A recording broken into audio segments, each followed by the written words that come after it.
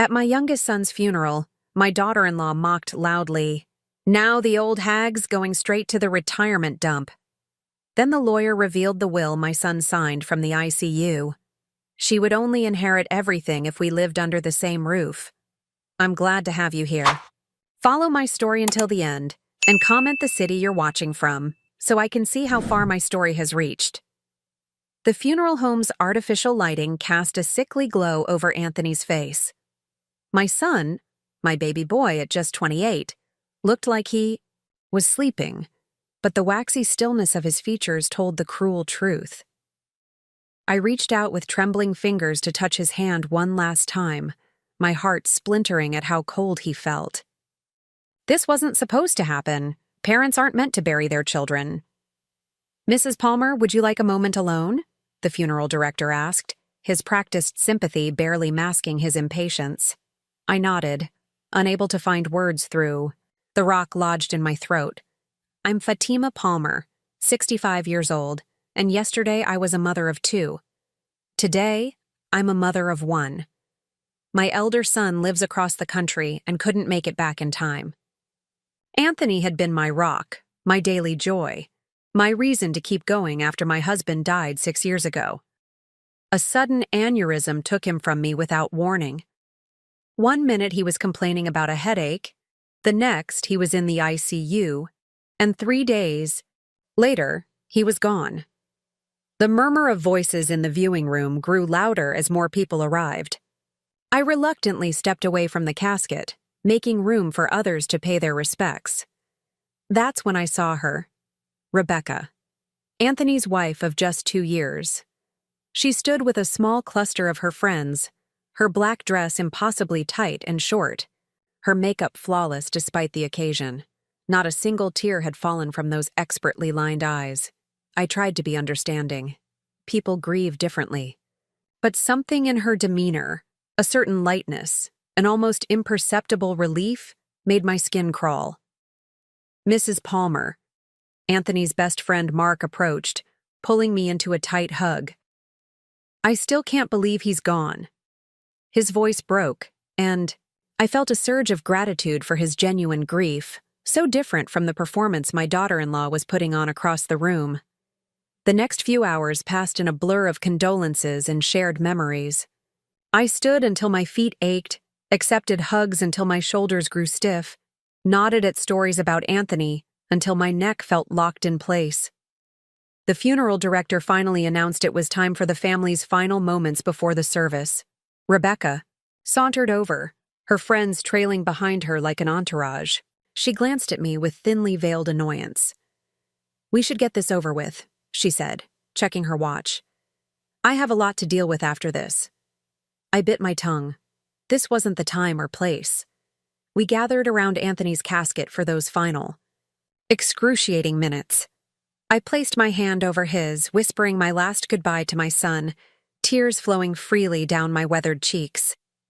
That's when I heard it. "Now the old lady goes straight to the nursing home." Rebecca's voice, meant to be a whisper to her friend, carried in the quiet room. The friend laughed, then quickly stifled it when she realized others might have heard. I froze, my hand still on Anthony's, the words hitting me like a physical blow. The room seemed to spin around me, faces blurring through my tears.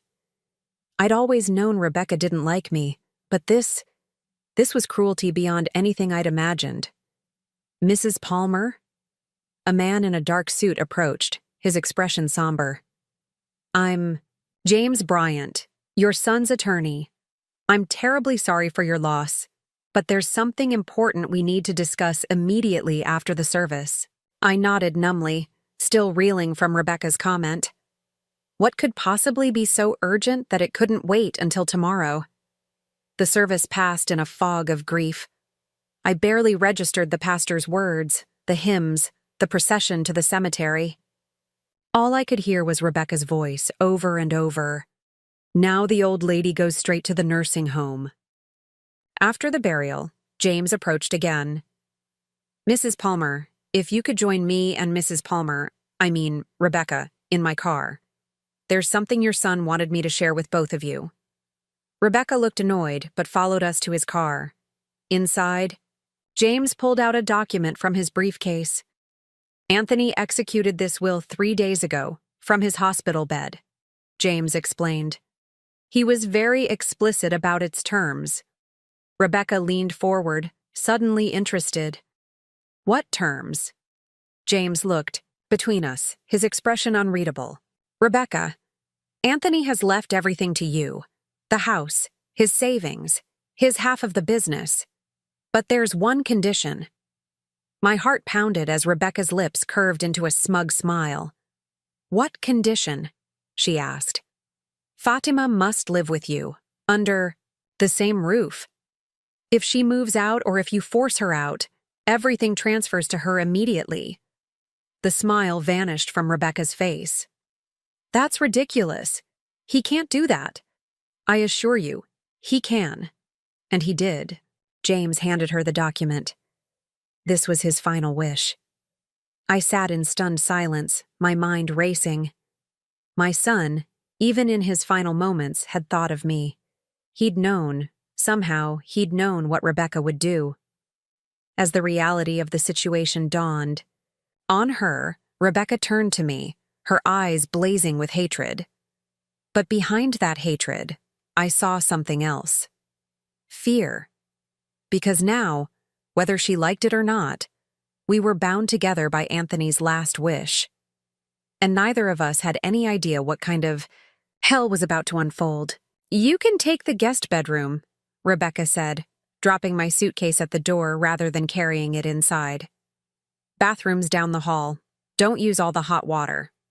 I stood in the doorway of what was now supposed to be my room, taking in the bare walls, the thin layer of dust on the dresser, and the stripped mattress.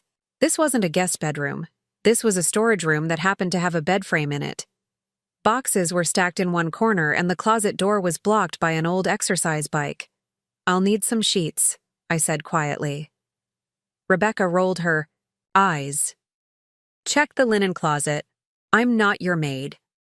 It had been exactly 2 weeks since Anthony's funeral. 2 weeks of arrangements and paperwork and numb, crushing grief. Now here I was, moving into my son's house, a house I'd helped him buy with money from selling my own home after my husband died. A house where I was clearly unwelcome.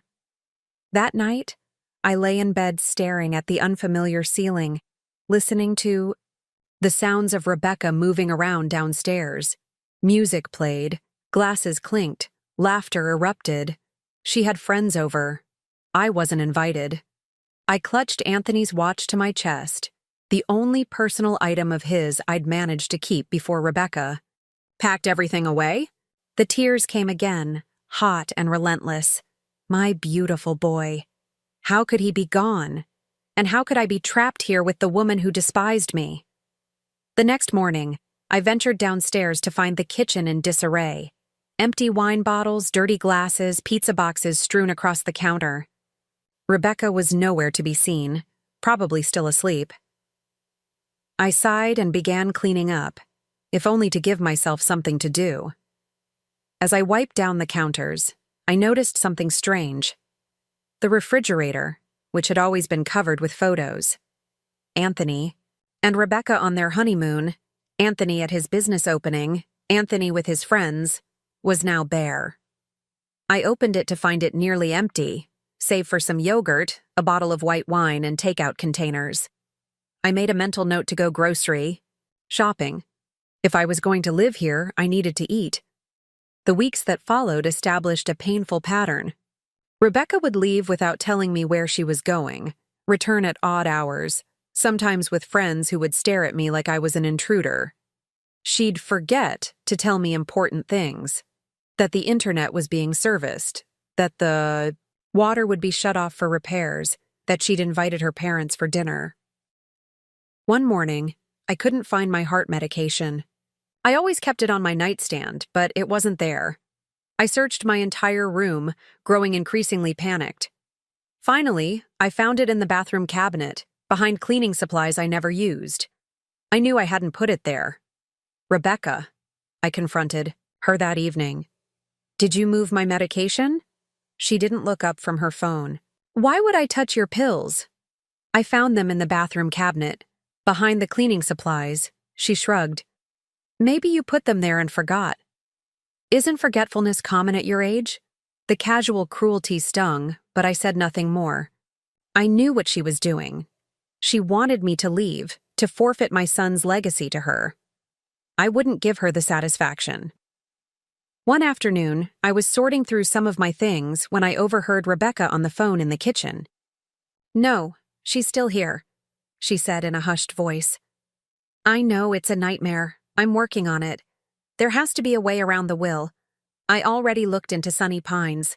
It's the cheapest one in the area, barely passes inspection. No, I don't care if it's clean, I just need her out of here. My blood ran cold. Sunny Pines. She'd been researching nursing homes, cheap ones with poor reputations, even before Anthony died. Her comment at the funeral hadn't been a spur-of-the-moment cruelty. It had been a plan. That night, I couldn't sleep. I kept thinking about Anthony, about the life we'd shared, about the man he'd been. Had he known about Rebecca's true nature? Had he suspected she'd try to discard me like yesterday's trash? Is that why he'd made that stipulation in his will? The next morning, I found a photo of Anthony and me in the trash, one that had been on the refrigerator. It had been torn down the middle, separating us. Rebecca had thrown away my half but kept his. Something inside me hardened. I retrieved both halves, carefully taped them back together, and placed the photo in my room. Then I went to the store and bought groceries, cleaning supplies, and a small potted plant. When I returned, I cleaned the kitchen thoroughly, made a proper meal for the first time since moving in, and placed the plant on the windowsill. Rebecca came home to find me setting the table. "What's all this?" she asked, eyeing the roasted chicken and vegetables with suspicion. "Dinner," I said simply. "You're welcome to join me." Her eyes narrowed. "I already have plans." Another night, then. I kept my voice light. She stared at me for a long moment, clearly trying to decipher my game. Then she grabbed her purse and left without another word. As I ate alone at the table my son had once shared meals at, I made a decision. Rebecca wanted a war, but I wouldn't give her one. I wouldn't break, I wouldn't complain, and I certainly wouldn't leave. I would build a life here, right under her nose. I would honor Anthony's memory by staying strong, and maybe, just maybe, I would uncover why my son had felt the need to protect me from his wife in the first place. Later that night, as I was putting away some of my clothes, I noticed a loose floorboard under the area rug in my room. Curious, I pried it up to find a small space beneath, and inside, a leather-bound book. My heart quickened as I recognized Anthony's handwriting on the first page. My thoughts, fears, and suspicions, it read. "If anything happens to me, please, make sure my mother sees this." With shaking hands, I turned the page and began to read. Anthony's journal trembled in my hands as I turned the pages. His handwriting, always so neat and precise, just like his father's, filled page after page with thoughts I was never meant to hear while he was alive. "I don't know who Rebecca is anymore," he had written 3 months before his death. "When we met, she was kind, attentive, ambitious. Now I see flashes of someone else entirely. Yesterday I overheard her on the phone talking about Mom, saying horrible things about the old woman and how she couldn't wait to be free of her." Free of her? Mom has never been anything but generous to Rebecca. I paused, a tear splashing. Onto the page. I quickly dabbed it away, not wanting to smudge his words, these precious fragments of my son's thoughts. I kept reading, my heart growing heavier with each entry. Rebecca's been pushing me to change my will. She wants everything, in her name only. When I asked about Mom, she said, "Your mother has lived her life. She'll be fine." But I know better. Dad left Mom with almost nothing after his medical bills. She sold her house to help me start my business. She gave everything for me. and now Rebecca wants me to abandon her. I closed my eyes, remembering how I'd sold my home of 30 years after Harold died. The medical bills had been astronomical, and what little savings we had disappeared quickly.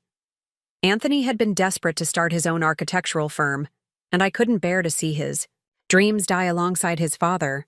So I sold our family home and gave him the money as an investment, no strings attached.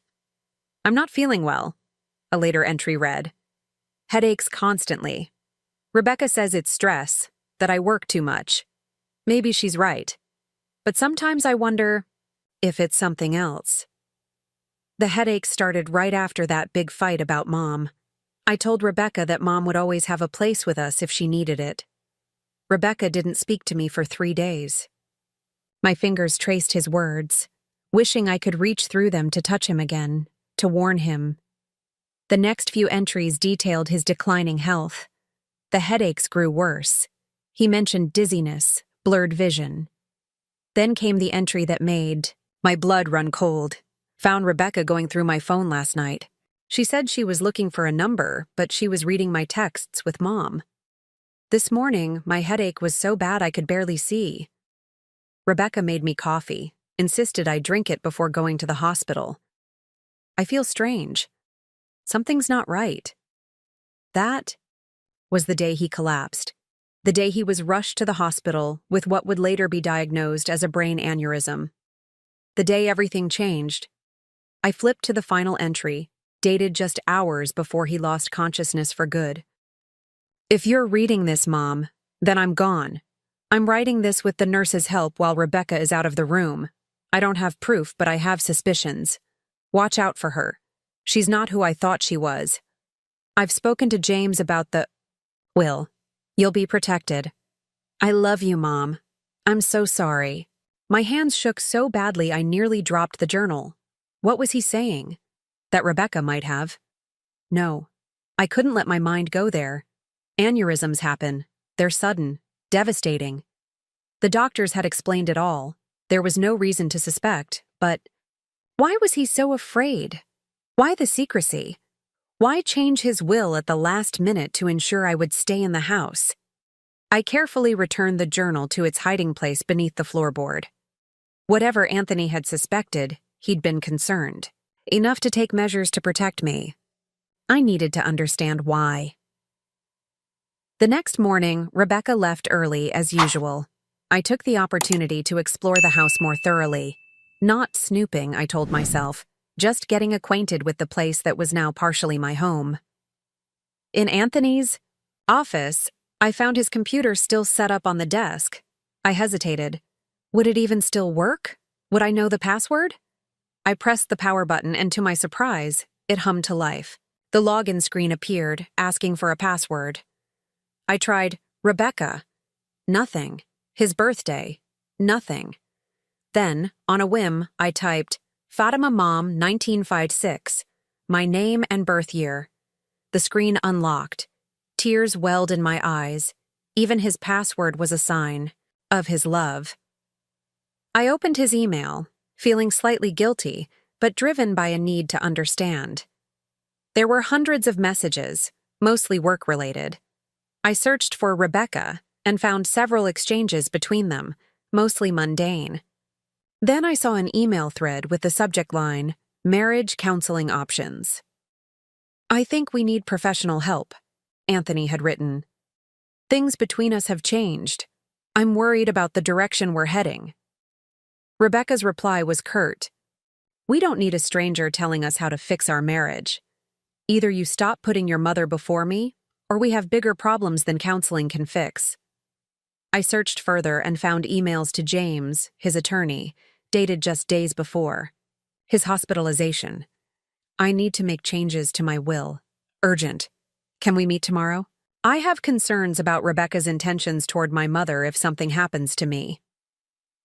The next email was a confirmation from James for a meeting that Anthony never made it to.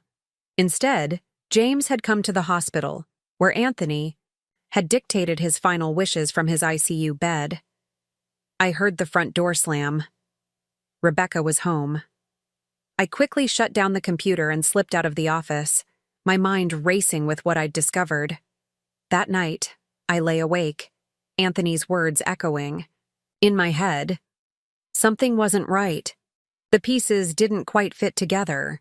Whatever Rebecca had done, or Anthony had suspected her of doing, I needed to be very, very careful, because I was living under the same roof as a woman who might have wanted my son dead. And now she was stuck with me, the last person on earth she wanted around. I clutched Anthony's watch to my chest and made a silent promise. I would find out what happened to my son, and if Rebecca was responsible, she would pay. Not through anger or confrontation, but through the quiet, patient justice that only time can deliver. But first I needed proof. And to get that, I would need to play a dangerous game of pretend with the woman who wished I were already in a nursing home. The morning after discovering Anthony's journal, I made a decision. I wouldn't confront Rebecca. Not yet. Instead, I would transform my approach entirely. If I was going to uncover the truth, I needed to change the dynamic between us. I started with breakfast. I woke early before Rebecca and made a full spread. Pancakes, fresh fruit, bacon, coffee brewed just as Anthony used to like it.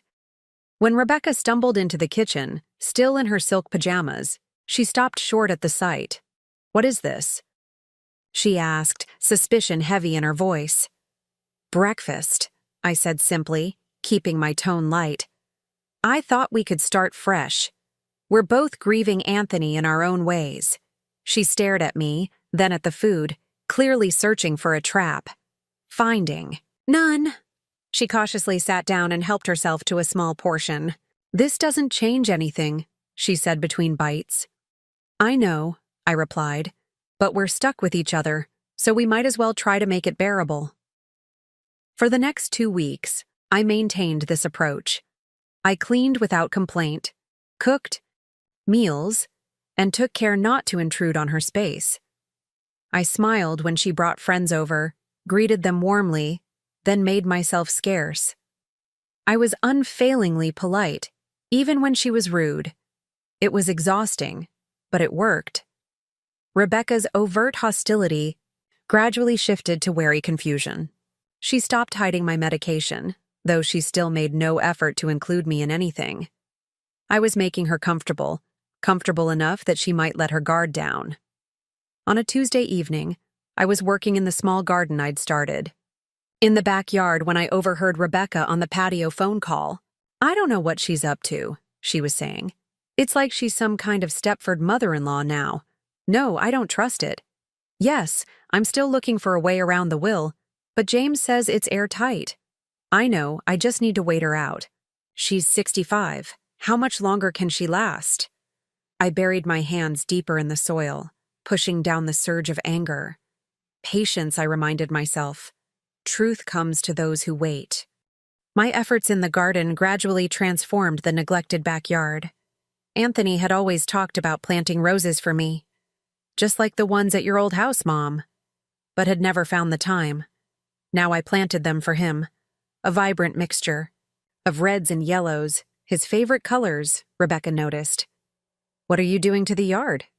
"Just adding some color," I said. Anthony always wanted roses back here. Something flickered across her face. Annoyance, maybe even guilt. "Don't change things without asking me first. This is still my house." "Our house," I corrected gently. "According to the will." She stormed back inside. The following weekend, I was making dinner when the doorbell rang. Rebecca was out, so I answered to find a handsome man in his early 30s standing on the porch. "Is Becca home?" he asked, looking past me. "She's out," I replied. "Can I take a message?" He hesitated. "Just tell her Eric stopped by." "Would you like to come in and wait?" "She shouldn't be long." Eric looked uncertain but nodded. "Sure, thanks." I led him to the living room, offered him a drink, and returned to my cooking. 20 minutes later, the front door opened, and Rebecca's voice called out, "Fatima, whose car is that in the—" stopped short when she saw Eric sitting on the couch, her face drained of color. "Eric, what are you doing here?" "Waiting for you," he said simply. "Your mother-in-law was kind enough to let me in." Rebecca shot me a venomous look. "She's not my mother-in-law anymore, and you shouldn't be here." I quietly retreated to the kitchen, but I could still hear their hushed, heated conversation. "We talked about this," Rebecca hissed. "You can't just show up at my house." "Your house? I thought Anthony left it to both of you." "That's temporary, once the old lady's gone." "Jesus, Rebecca. Your husband just died. Don't you think you're moving a bit fast? Don't you dare judge me. You, of all people." Their voices dropped lower, and I could no longer make out the words. Minutes later, the front door slammed, and Rebecca stormed into the kitchen, her face flushed with anger. "Don't you ever let anyone into this house without asking me first?" she snapped. I looked up from the stove. "He said he was a friend of yours." "Well, he's not, and I don't need you interfering in my life." "I'm sorry," I said, keeping my voice even. "I was just trying to be polite." She studied me for a moment, as if trying to determine whether I was sincere.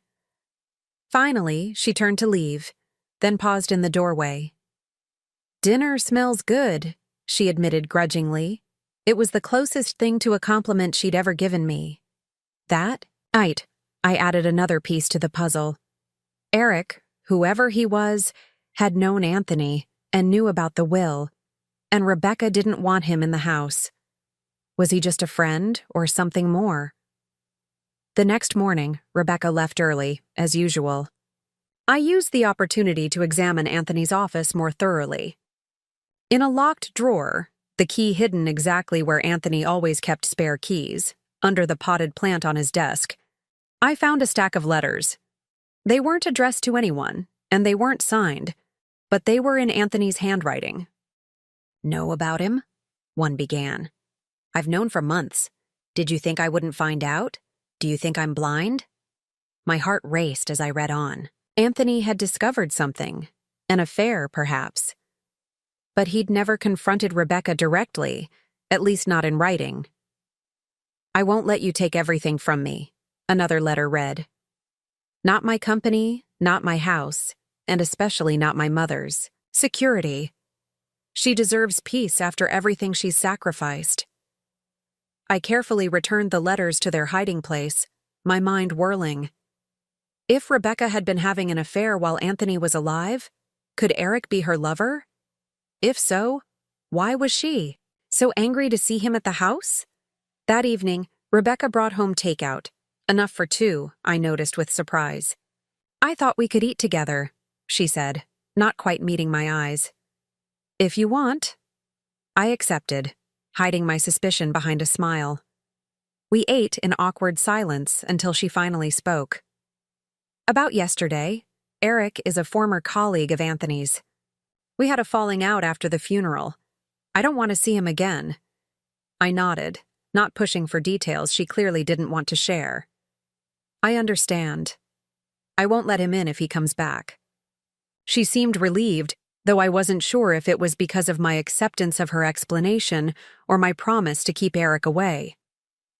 As I cleared the dishes, Rebecca lingered at the table. "The roses look nice," she said suddenly. "Anthony would have liked them." Before I could respond, she was gone, retreating to her room as she did every night.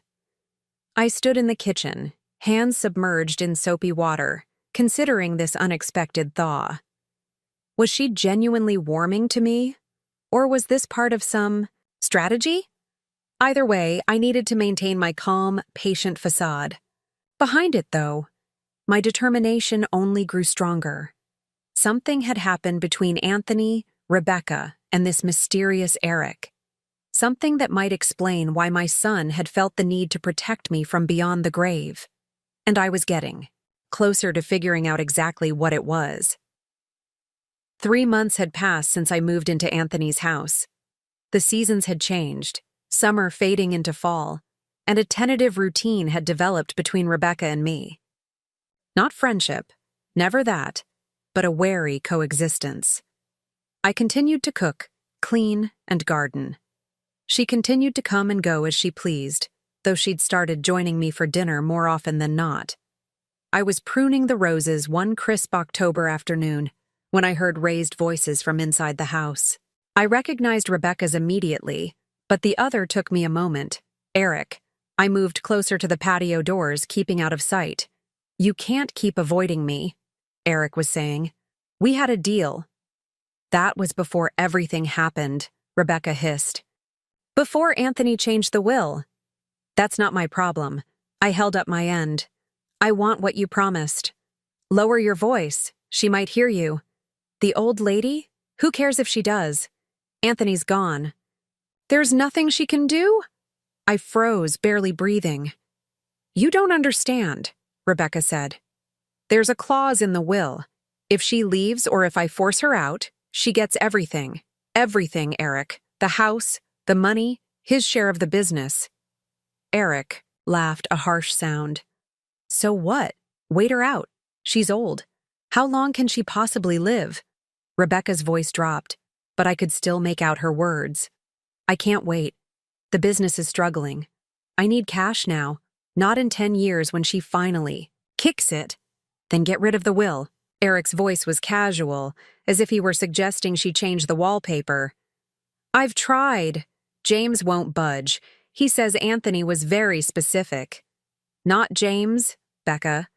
The will itself." A long silence followed. My hands trembled against the brick wall I was hiding behind. "That's illegal," Rebecca finally said, but her tone lacked conviction. "Only if you get caught. Look, we've come this far. Don't chicken out now." "I didn't sign up for this, Eric. Anthony wasn't supposed to—" She stopped abruptly. "Wasn't supposed— to what?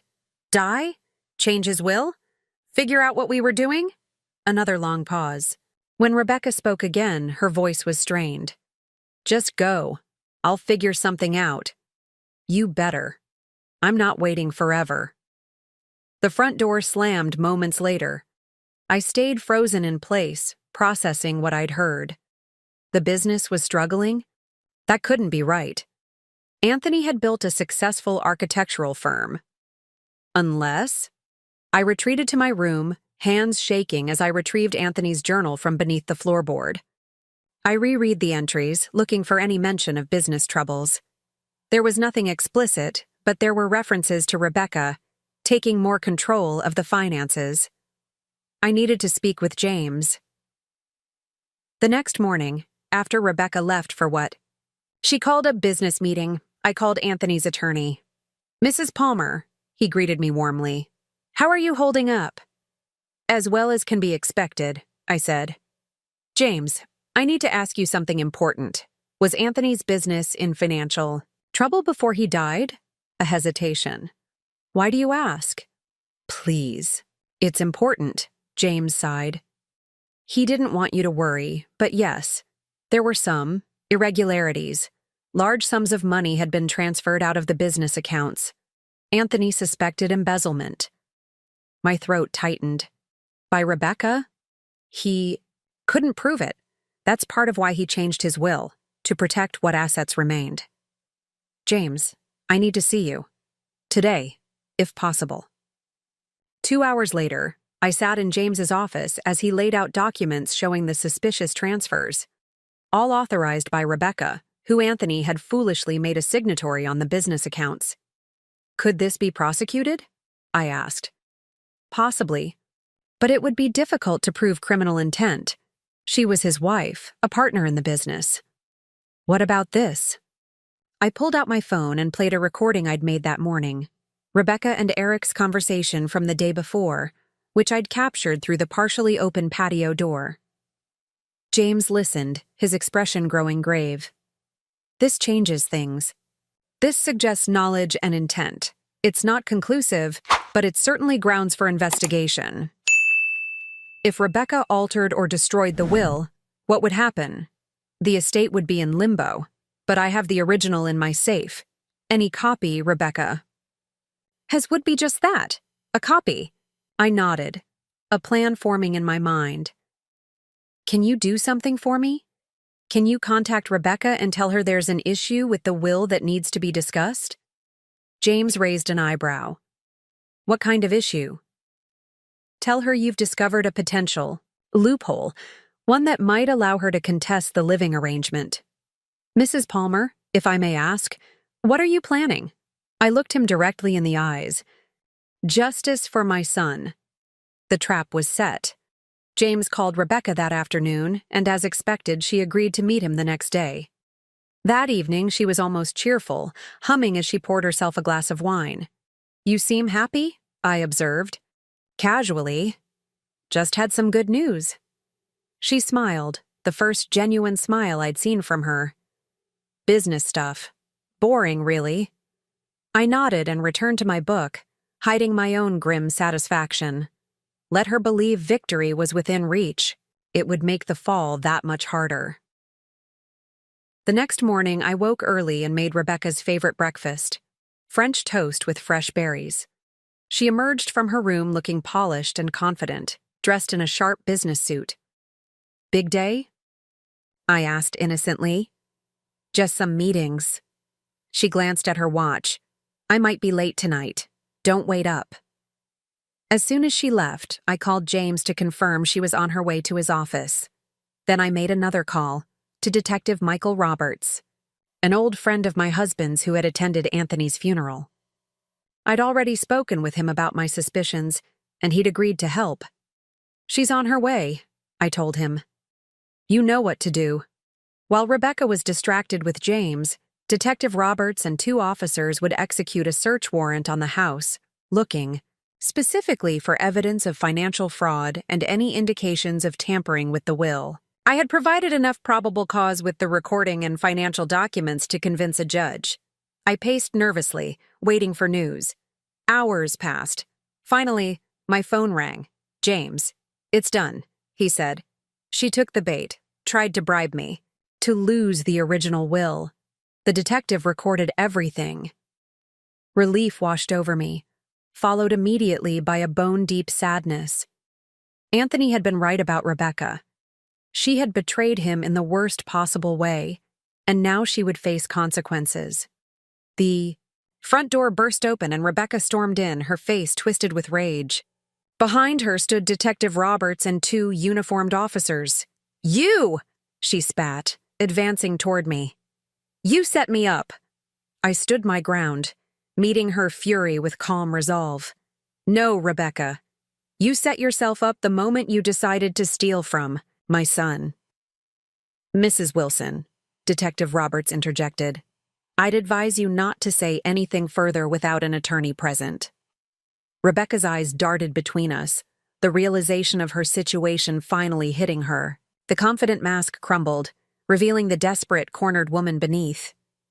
You don't understand, she pleaded, suddenly changing tactics. Anthony was controlling. He wouldn't let me have anything of my own. I needed security. So you stole from him? I asked quietly. And when that wasn't enough, you what? Watched him die? Her face paled. I didn't. That's not. Save it for the court, Detective Roberts said, taking her arm. Rebecca Wilson, you're under arrest for attempted bribery, conspiracy to commit fraud, and embezzlement. You have the right to remain silent. As they led her away, Rebecca looked back at me one last time, her eyes filled with a hatred so pure it almost took my breath away. This isn't over, she hissed. Yes, I said softly. It is. The door closed behind them, and I was left alone in the sudden, deafening silence of the house that had seen so much pain, betrayal, and now, finally, justice. The weeks following Rebecca's arrest passed in a blur of police statements, legal meetings, and quiet, numbing grief that returned like a tide now that the immediate crisis had ended. With Rebecca gone, I found myself truly alone in Anthony's house for the first time. The silence was both a comfort and a torment. No more hostility, but also no distraction from my loss. The investigation uncovered far more than I had imagined. Rebecca and Eric, who turned out to be her former college boyfriend, had systematically drained nearly $500,000 from Anthony's business over the course of 18 months. The money had been funneled into offshore accounts, luxury purchases, and a down payment on a condo in Rebecca's name only, her escape plan, presumably. More disturbing were the results of the toxicology review that I had requested. Anthony's tissue samples, preserved during autopsy, showed abnormally high levels of a vasoconstrictive medication, the same type found in Rebecca's bathroom cabinet, prescribed for her occasional migraines. While not definitively proven, the medical examiner acknowledged that prolonged high doses could increase blood pressure to dangerous levels, potentially contributing to an aneurysm rupture. "We can't say with absolute certainty that this caused his death," Detective Roberts explained gently. "But it's enough to expand the charges against her. The amended charges now included criminally negligent homicide. Rebecca maintained her innocence on that count, but the financial crimes and the attempted bribery of James were irrefutable. She accepted a plea deal, 15 years in prison, with possibility of parole after 10. Eric, faced with his own charges, quickly turned on Rebecca, providing evidence in exchange for a reduced sentence. Neither would threaten our lives again. I should have felt vindicated. Instead, I felt hollow. No punishment could bring Anthony back. No justice could fill the void his absence had created. One rainy afternoon, as I sat on the couch staring at old photo albums, the doorbell rang. I opened the door to find a young woman with kind eyes and a hesitant smile. "Mrs. Palmer? I'm Lisa Chen. I worked with Anthony at the firm." I invited her in, curious. She perched nervously on the edge of the sofa, clutching a cardboard box. "I found these in the office while we were sorting through everything," she explained, opening the box. "They're designs Anthony was working on before he got sick. Personal projects, not client work. I thought you might want them." Inside were dozens of sketches and blueprints, Anthony's distinctive architectural style evident in every line. I lifted them carefully, tears blurring my vision. "He was so talented," Lisa said softly. "The best of us. Everyone at the firm misses him terribly." "Thank you for bringing these," I managed, my voice thick with emotion. Lisa smiled, then hesitated, before adding, "There's something else. We, the team at the firm, we want to keep Anthony's name in the company, rename it to include him as a memorial, but we wanted your permission first." For the first time in months, warmth bloomed in my chest. He would have loved that.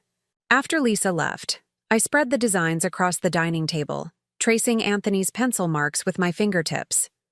Most were residential projects, homes he'd dreamed of building someday. But one caught my eye. A simple yet elegant cottage with a wraparound porch and a rose garden. Across the top, he'd written "Mom's retirement dream." He'd been designing a home for me, a place where I could grow old, surrounded by beauty and comfort. I sat back, overwhelmed by a fresh wave of grief and love. Even in the midst of his troubled marriage, even as he suspected something was wrong, he'd been thinking of me, planning for my future. In that moment, I made a decision. I contacted James the next day. "I want to sell the house," I told him, "and I want to build something new." With Rebecca in prison and the legal proceedings concluded, Anthony's assets had reverted fully to me as his next of kin. The business, under new management with Anthony's name preserved, was recovering. The money recovered from Rebecca's accounts was substantial. I had the means to honor my son's final gift. 6 months later, I stood on the porch of my new cottage, built exactly according to Anthony's design, down to the last detail.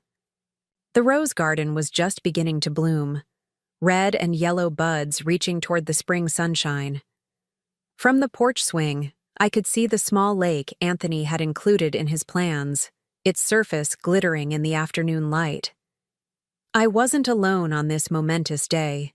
Mark, Anthony's best friend, had become my friend too, checking on me regularly and helping oversee the construction. Lisa and the team from the firm had come for the small housewarming, bearing gifts and stories about Anthony that made me laugh, for the first time in what felt like forever.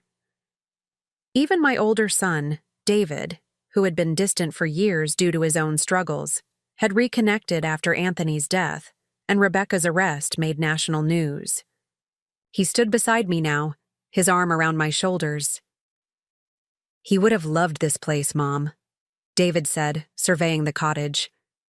"It's exactly what he would have wanted for you." "I know," I replied, patting his hand. "That's why I had to build it." Later, after everyone had gone, I sat alone on the porch swing as dusk painted the sky in shades of purple and gold. I held Anthony's watch in my hand, running my thumb over the inscription I'd added on the back. "Time reveals truth. Love endures." Rebecca had taken so much from me: my son, my security, my trust. For months, she had tried to strip away my dignity as well, treating me as nothing more than an unwelcome burden. She had seen me as powerless, an old woman to be pushed aside, locked away, forgotten. But she had underestimated me, underestimated a mother's love, a mother's intuition, a mother's determination to protect her child's legacy. In the end, Anthony had won. His last act of love, that crucial clause in his will, had given me the time and proximity I needed to uncover the truth. He couldn't save himself, but he had saved me. I closed my eyes, breathing in the sweet scent of roses on the evening breeze. For the first time since I'd stood in that funeral home, looking down at my son's still face, I felt something like peace. Anthony was gone, but here, in this place he had designed with such care, his love surrounded me. Not in grand monuments or dramatic gestures, but in the simple, enduring comfort of a home built from love. Rebecca had mocked me at the funeral, calling me the old lady, bound for a deposito de idosos, a storage facility for the elderly. She had seen my age as weakness, my grief as vulnerability. How wrong she had been. I opened my eyes and looked out at the garden, at life blooming where before there had been only barren ground. Transformation, renewal. Not a shrine to the past, but a living testament to continuing forward. "I'm still here, Anthony," I whispered to the gathering darkness. "I'm still here and I'm going to be all right." In the quiet of my new beginning, that felt like truth enough.